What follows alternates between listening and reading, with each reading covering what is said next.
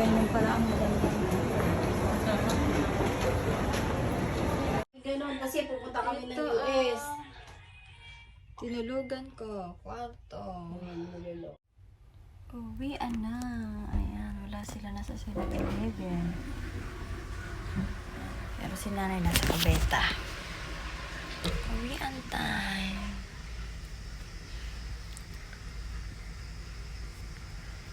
Hindi ba makapal yung makeup ko?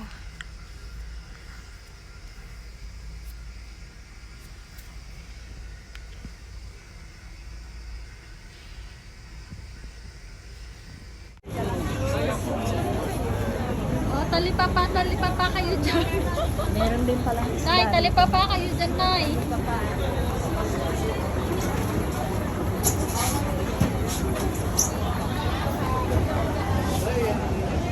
Ano ba yan? Nay! Ano pa kala ko taho? Ano yan? Pupunta nila dun sa ano. Send mo sa akin. Ayan. May kanta kasi kaya ito i-record ko na lang siya. Diyan nagpunta kami sa palengke. Palengke sa Tokyo. Ueno ata ito eh.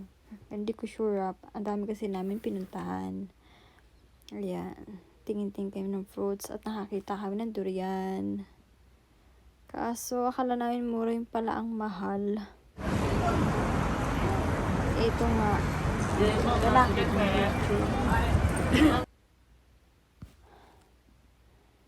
Ayan. Ito naman sa Tokyo. Disney Sea. Ayan yung Disney Sea. Ayan. Ayan. Disney Sea.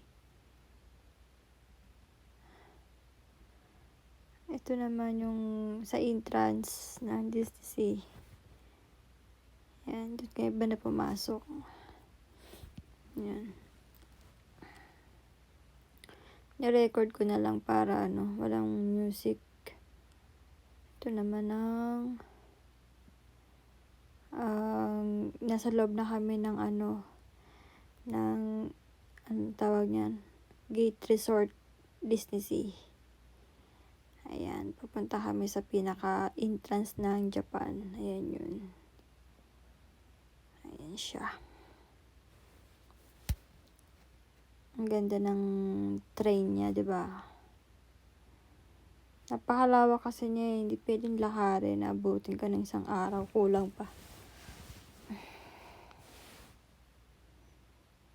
Ito naman yung saan nga ba to? Skytree. Ayan, hindi kami nakapasok dyan kasi wala ng oras. Hindi kami nakapunta sa pinaka-tuktok niya. Napakataas at ang ganda daw ng view.